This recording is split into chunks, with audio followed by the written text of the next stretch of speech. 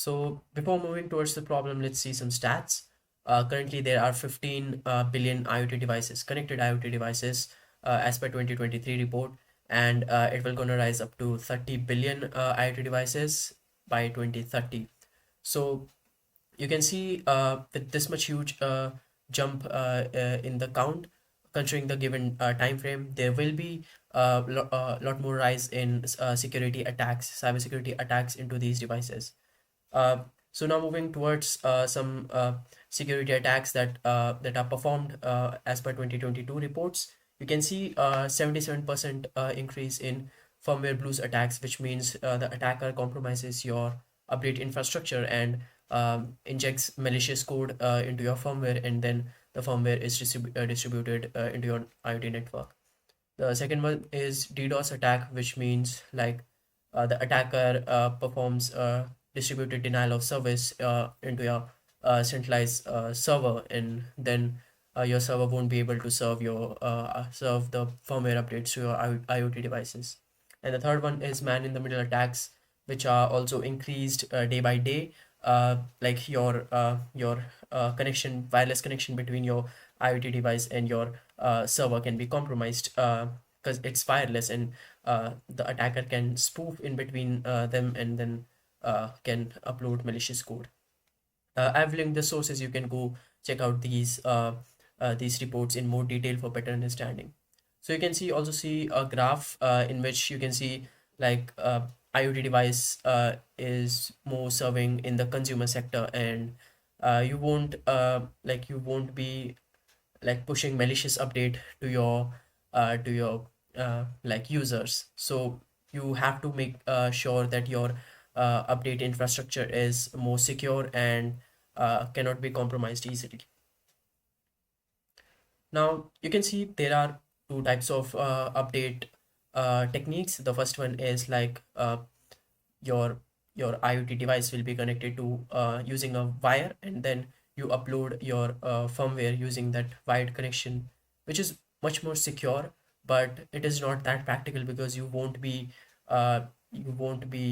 like calling off all your devices and then updating them into your service center, or giving the authority to your users to update depending on your users to update your IoT devices.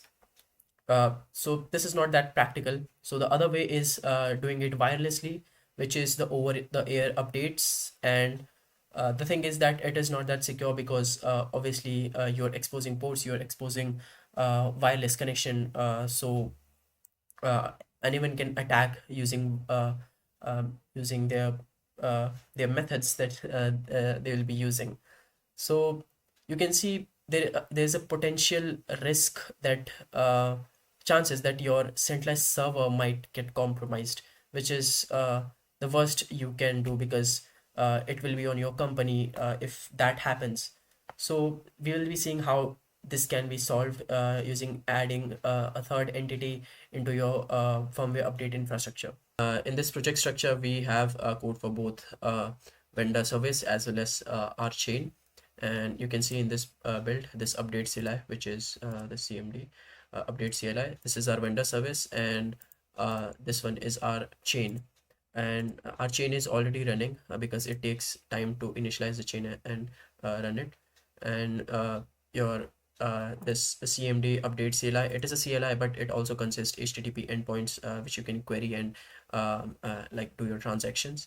And here you can see this chain is built using HyperSDK, which is developed by Ava Labs, and you can use Hyperledger as well, or uh, uh, other frameworks also like Polkadot Substrate. But for this use case, for the hackathon, we are building it on Hyper SDK, and here we can run our build update CLI chain watch just to see the transaction happening inside the chain. So okay, it is running, and we will also start our server. Update CLI.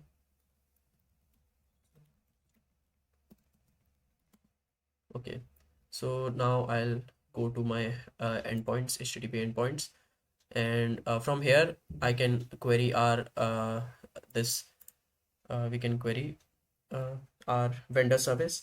And also, like, we since if you want to do transaction in the blockchain, you should have a wallet, but you cannot implement wallet inside your IoT device. But you can do it by creating a separate service which will handle the wallet thing, and you can expose HTTP or RPC endpoints that your IoT device can call and do the transaction. For Ethereum cases, you can do similar with Infura, which is also the similar kind of service, and we have built this service inside the update CLI only. So uh, if I go here, you can see this Hyper OTA. This library we built using Elegant OTA, which is this Hyper OTA is basically fork of Elegant OTA, and we have changed some code to call our chain and then get the validation of that hash, binary hash. And we will upload this into our ESP32, which is uh, here. Currently it is connected like a wired connection, but this Wi-Fi is connected to my like home router, because like we connected this wiredly because we wanted to see the serial outputs of whether the update is happening or not. So okay, now I'll upload the initial code to my ESP32.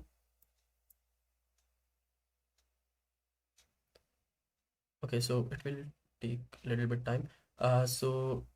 Till then, I'll explain you some of the parts, like how my system works. So here we'll call the chain with the binary file, and then binary file will be uploaded to your IPFS to our IPFS server.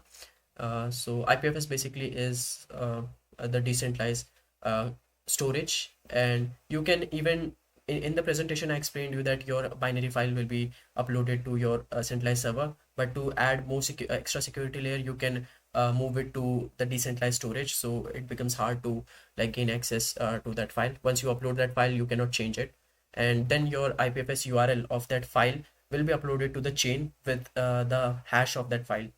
So okay, so our code is uploaded. I'll just monitor it.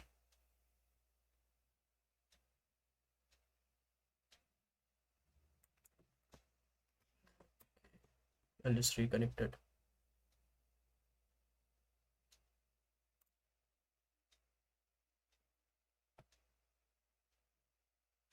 Okay, so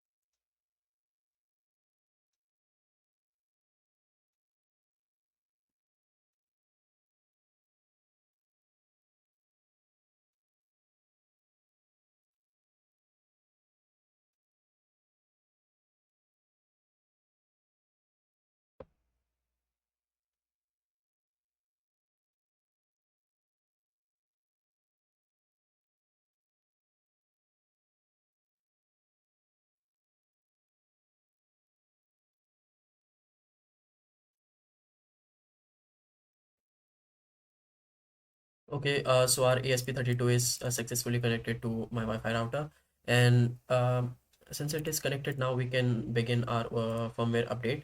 So the first thing is creating a project inside the chain. So we'll just call it hyper updates, and we'll upload it. Wait a second. So okay, the response is our transaction ID of this data. So we can just call the chain using this transaction ID, and we'll get this data back. Now we'll create an update to this transaction ID, so that like this transaction ID is basically pointing towards our project, and our single project will have multiple updates for that. So that's why we are pointing it using transaction ID. our device name and our version name with the binary file. So what we'll do is we'll just change something here. uh, we'll change uh, okay, we'll change this dot to plus, which means these consecutive dots will be now displayed as plus. We'll compile it again, and then what I'll do is I'll delete this from their file and I'll copy it from the build. So okay, the build is successful. We'll copy it and then we'll paste it here. uh, Sorry, we'll paste, move it here, and then we'll name it to convert.bin. We did this because the PIO is like hidden directory, so we can't actually see that from our postman. So now we'll go to documents, platform, I projects. So here you can see our binary file. So now we'll just create an update, and now this will be uploaded to the blockchain. First, the binary file will be uploaded to decentralized storage, which is IPFS, and then the URL of that will binary file will be mapped into our chain data.